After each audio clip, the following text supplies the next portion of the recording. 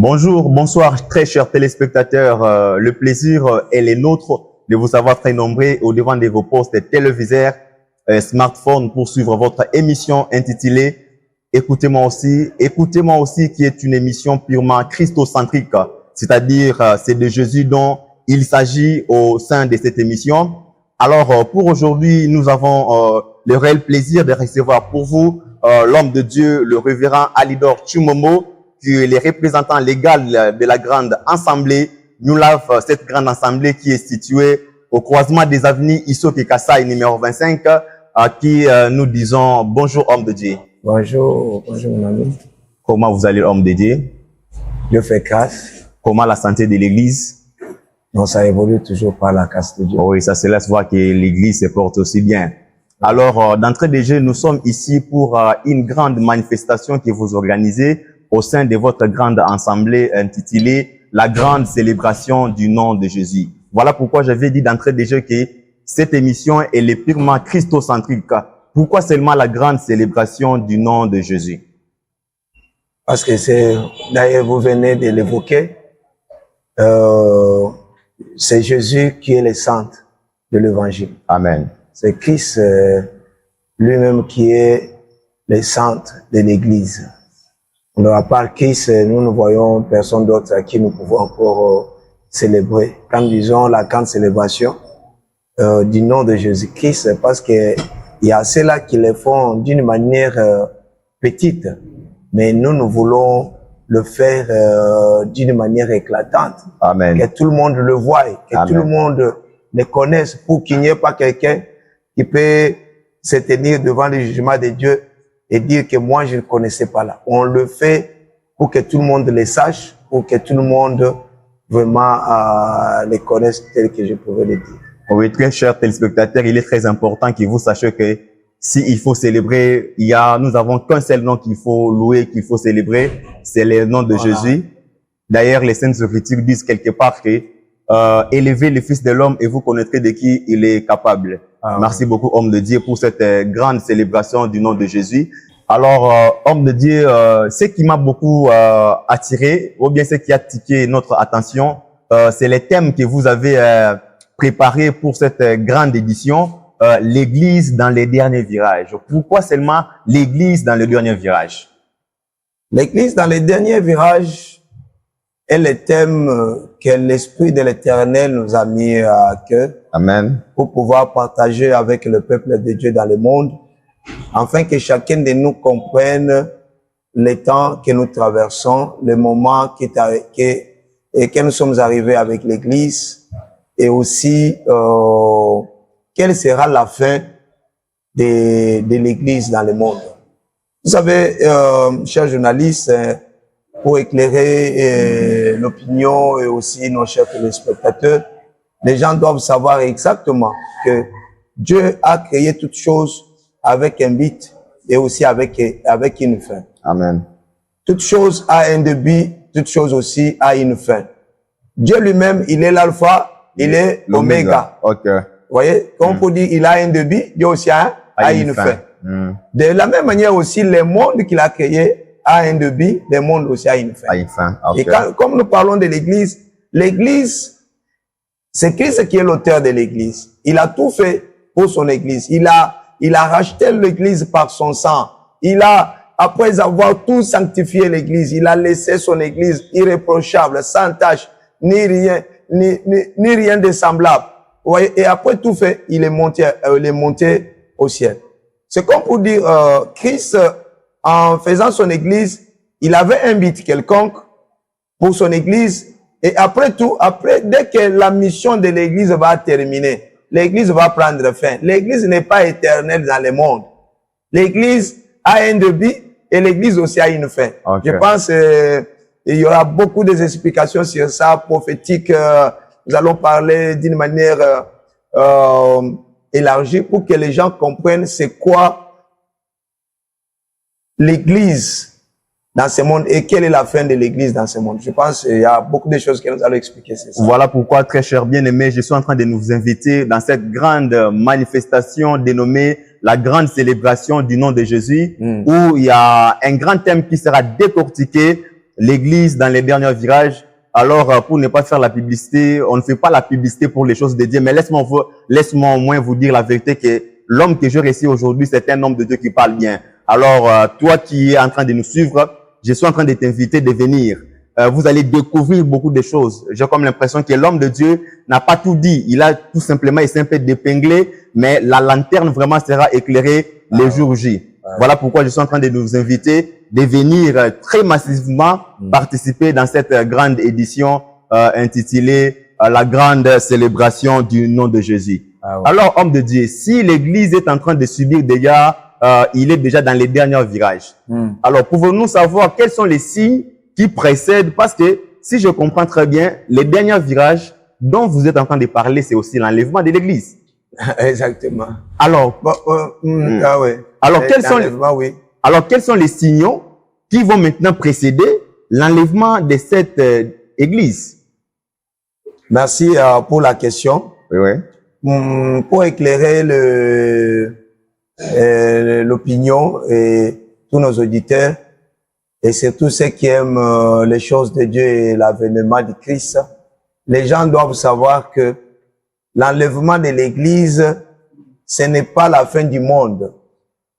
L'enlèvement de l'église ne sera pas la fin du monde. Très important. Oui. Ça, on va expliquer ça quand vous serez là avec nous ici. On va vous expliquer pourquoi le pasteur a dit ça. Il y a ceux qui pensent que quand tu auras l'enlèvement sera la fin du monde. Non. Alors, il y a beaucoup de signes que le Seigneur Jésus a donnés à travers sa prédication.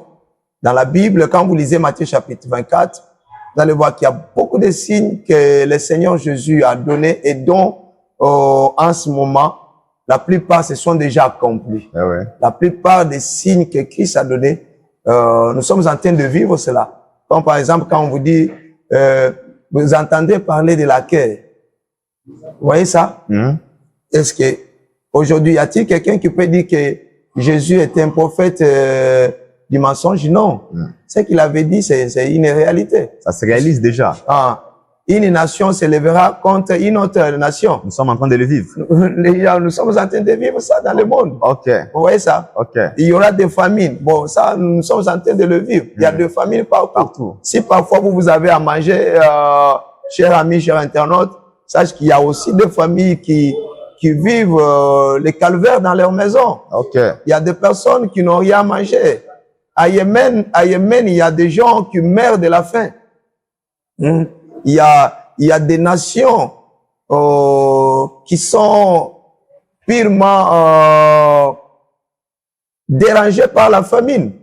Alors, il y a beaucoup de signes que le Seigneur nous a montrés, et même les apôtres aussi.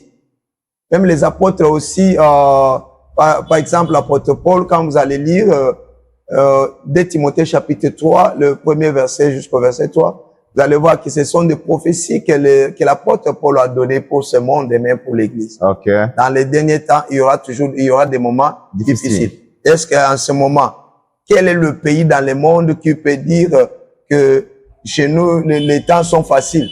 Même aux États-Unis, les choses deviennent toujours difficiles. Les choses sont compliquées partout. Les choses sont compliquées partout. Même en Chine, que ça soit partout dans le monde, les choses sont bouleversées. Là, c'est pour vous dire que nous traversons un moment très difficile, comme l'apôtre Paul l'avait aussi prédit. Et il y en a plusieurs. Il y en a plusieurs. En ce moment, même nous aussi, moi, en tant que la sentinelle de l'Église, parce que j'aime qu'on m'appelle aussi la sentinelle de l'Église, parce que nous sommes parmi ceux-là qui connaissent les secrets du roi. Okay. Nous sommes parmi ceux-là qui connaissent aussi la pensée du Seigneur. Nous avons son esprit. S'il vous plaît, homme de Dieu, pour ne pas vous couper la parole, mais je le fais quand même. Permettez-moi, parce que bon, c'est un homme que je connais très bien, cher internaute et très cher téléspectateur. C'est un homme de Dieu qui est humble. Je témoigne ça parce que c'est une personne avec qui on vit.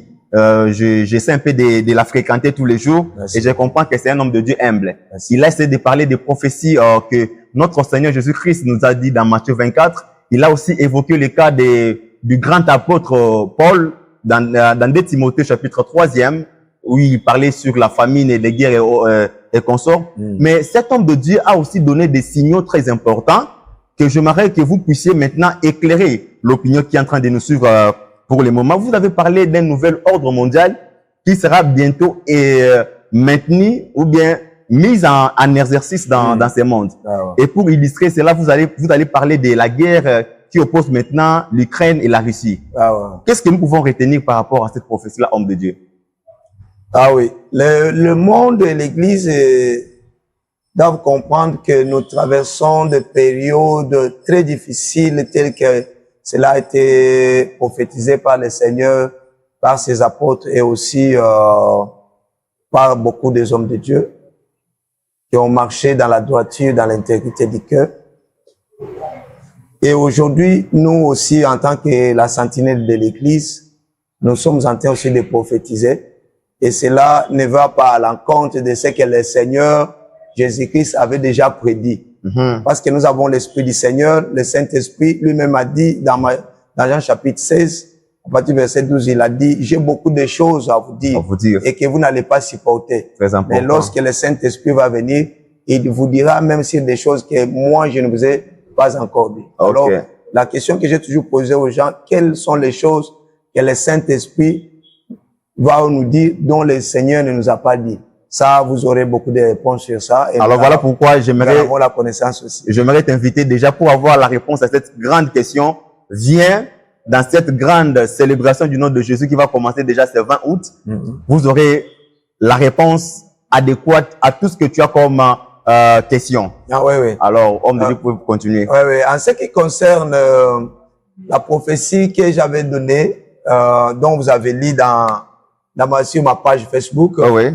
il y a longtemps, dès le début de la guerre en Ukraine, entre la Russie et l'Ukraine, la plupart de gens dans le monde s'inquiétaient pour dire que nous allons vivre maintenant la 3e guerre mondiale. Ouais. Maintenant, c'est la 3e guerre mondiale parce que les gens, tout le monde connaissent très bien que Poutine, c'est parmi les grands de ce monde. Poutine a des réserves nucléaires. Ah ouais. Il est compté, lui d'ailleurs, il est compté parmi le premier. La première puissance nucléaire. La première puissance nucléaire. Ah ouais. Poutine. C'est-à-dire, c'est quelqu'un qui ne badine pas. Alors, j'avais répondu ça d'une manière prophétique et j'avais écrit ça même sur ma page Facebook, Alido Chumom, que vous pouvez consulter. Il y a longtemps, j'avais dit, il n'y aura pas une 3e guerre mondiale bien avant l'ascension de l'Église. Ça, les gens doivent comprendre ça très bien. Il n'y aura pas une 3e guerre mondiale avant l'enlèvement de l'Église. Pourquoi j'aimerais que nous puissions lire ensemble tout d'abord avant d'arriver à ce que les journalistes ont évoqué ici. Okay. Nous pouvons lire ici dans le livre de Job. Là, vous allez comprendre que Job était aussi un prophète. Il avait prophétisé aussi pour le temps que nous traversons. Job chapitre 38, nous lisons Job 38, le verset 22.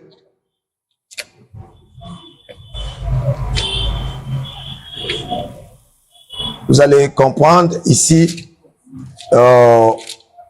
que dans ce livre, l'apôtre Job est en train d'expliquer quelque chose. Job 38. Job 38, le verset 22-23. Vous pouvez nous aider à lire aussi D'accord. avec votre Bible.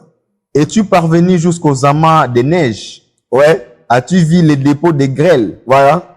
Que je tiens en réserve pour les temps de détresse, pour les jours de guerre et de bataille. Je peux continuer? Non, jusque là. Ok. Vous voyez? Là, c'est Job qui pose des questions. Il dit, es-tu parvenu jusqu'au dépôt de neige?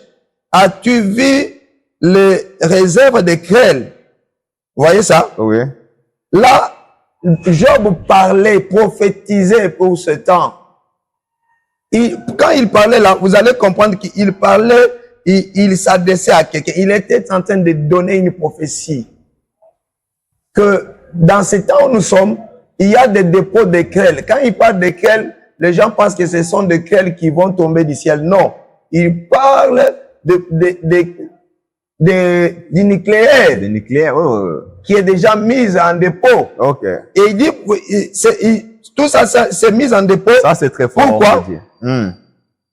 Et on a préparé ça pour les jours de la bataille. Vous voyez ça? C'est-à-dire, il y a déjà des dépôts, des missiles que vous appelez, qu'on qu'on a surnommé Satan 2, Satan 3, jusqu'à Satan, je ne sais pas combien. Il y a des missiles qu'on a surnommés Avant-Quoi, il y a plusieurs noms de missiles. Tout cela, c'est pour détruire ce monde. Ok. Tout ça, on les a préparés pour ce monde, afin de détruire ce monde avec des missiles nucléaires. C'est que, homme de Dieu, s'il vous plaît, vous voulez maintenant dire à ceux qui nous suivent que Job était déjà prophète. Donc, la guerre qui s'est fait aujourd'hui en Russie, Job avait déjà vu ça. Exactement. Non, bien aimé, ça c'est très fort. Voilà pourquoi je vous invite de venir. Venez. Parce que moi, ici, j'ai envie de dire Amen. J'ai envie de s'aimer, mais je suis journaliste. Voilà pourquoi je suis en train de vous inviter de venir. Il y a des révélations que l'homme de Dieu est en train de déclencher ici. Vous risquez maintenant de changer ma proposition. Nous en avons plusieurs. Nous en avons plusieurs que le Seigneur nous a donnés pour son Église et pour ce monde en détresse. Le monde que nous traversons est en détresse. Alors, par rapport à la prophétie de ce monde, ne paniquez pas. Il n'y aura pas une troisième guerre mondiale avant l'ascension de l'Église. Amen, amen. Et ça, nous allons parler encore de ça pendant la grande célébration du nom de Jésus-Christ. Nous allons donner beaucoup de détails sur ça. Alors, en ce qui concerne la prophétie que vous m'avez demandé, dont je suis encore l'auteur, dont je parlais aussi de la nouvelle monnaie qui sera mise en place en Afrique, ici en RDC en particulier. Et cette monnaie étrangère doit circuler dans beaucoup de pays orientaux. Et c'est à partir de cette monnaie qui va donner l'émergence à l'Afrique, à mon pays, au Congo en particulier. Ça, c'est une prophétie que vous ne pouvez jamais négliger. Oui. Et ça doit arriver bientôt. Okay. Ça, je le dis à tous nos chers internautes, que ce que je vous dis, ça doit arriver bientôt. Comme le Seigneur l'avait dit autrefois dans le livre de Matthieu chapitre 24, que c'est lui qui lui fasse attention.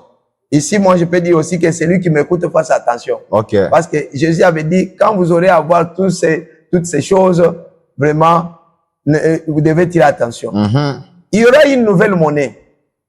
Parce que quand on parle du nouvel ordre mondial, c'est-à-dire Dieu a déjà refusé l'ancien ordre mondial. L'ancien ordre mondial, vous allez lire ça dans mes publications. J'ai déjà mis ça dans mes anciennes publications. Dieu a déjà refusé l'ancien ordre mondial. Et qui dirigeait l'ancien ordre mondial? C'était les pays de l'Occident, l'Amérique et tous les pays occidentaux que vous connaissez. Alors, Dieu les a déjà mis dos. Dieu les a refusés. Et pendant que je vous parle, le vent est en train de contourner. Ce que le monde est en train de vivre, ce n'est que la douleur d'enfantement. Okay. C'est juste ça, c'est la douleur d'enfantement. Et cette douleur, il y aura un nouveau enfant qui sera né et qui sera appelé nouvel ordre mondial. Ok. Vous voyez ça? Okay. Cet enfant sera appelé nouvel ordre mondial. Et le nouvel ordre mondial, qui va le diriger? Ça sera de pays de puissance orientale qui va diriger aussi le nouvel ordre mondial. Les gens vont se poser la question, pourquoi le pasteur dit que le vent est en train de quitter l'Occident vers l'Orient? Vous devez savoir, j'aimerais vous mettre un peu d'icelle sur la langue. Jésus-Christ est né d'où? Il est né de l'Orient, n'est-ce pas? Oui. Jésus est venu de l'Orient. Vous voyez ça? Mais aujourd'hui, regardez comment les Occidentaux se sont accaparés de Christ comme si Christ était né de l'Occident. Vous voyez ça? Et vous le savez pourquoi? Pourquoi, homme de Dieu? On peut s'arrêter par là pour que ça leur donne encore envie de venir dans la grande célébration du oui, vous allez découvrir ça. Vous allez découvrir. Et maintenant, au moment où je vous parle, le vent est en train de contourner, le vent est en train de retourner vers l'Orient. Alors pourquoi vers l'Orient? C'est parce que le vent de l'Orient est celle qui va souffler sur la mer Rouge afin que Israël puisse aller. Non, je me permets quand même d'acclamer. Je me permets quand même d'acclamer parce que ça, vraiment, c'est très, très, très fort.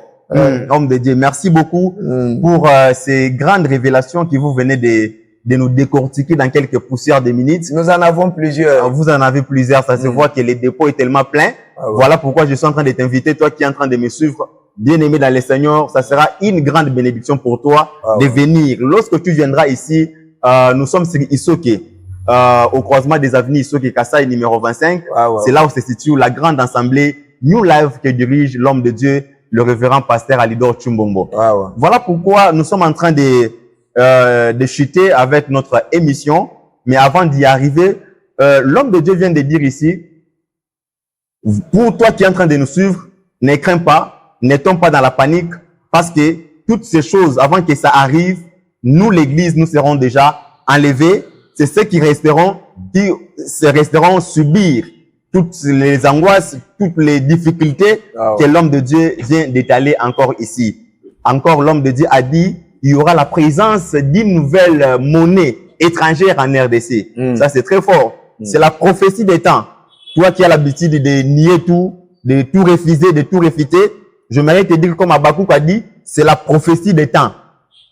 Tu es appelé d'écrire seulement, écrit seulement, et lorsque ça va s'accomplir, c'est alors que vous donnerez raison à l'homme de Dieu. Alors, il y a encore un autre signe que vous avez donné dans votre publication.